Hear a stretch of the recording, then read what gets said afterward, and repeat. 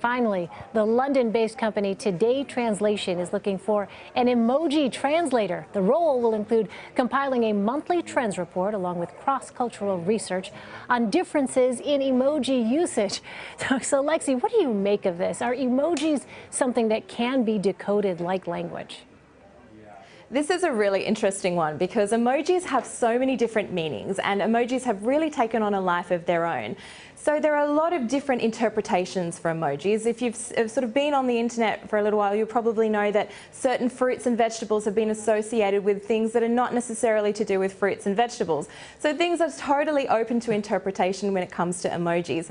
Now, the terms of when you think about what is a language is usually something where there is like one thing that is defined for a word or a phrase. It has one particular meaning. Emojis have many different contexts depending on where you use them, location, country, depending on what you're talking about. So this is a really interesting job description. Obviously, emojis are such a huge way that we communicate, and we often use pictures and emojis in order to express feelings that perhaps, you know, regular words are not appropriate for, or they don't make sense, and it's also a really abbreviated form of communication as well. So it's really interesting to see that someone's actually hiring for an emoji translator.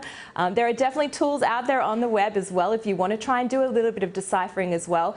But emojis are like a living language, really. You think about people can use them for different purposes, and they change meaning depending on context as well, and also depending on the demographic of how people use them. I mean, you know, a peach emoji to a 65-year-old is totally different to what a peach emoji means to an 18-year-old. So it's really interesting to see this development. And you know, and if you want to find out plenty more about emojis, there's just so many resources online too. So it's going to be an interesting job for whoever decides to take this one up. Yeah, I'll be looking at some of those translator sites right after this. Lexi Savides from CNET, thanks so much.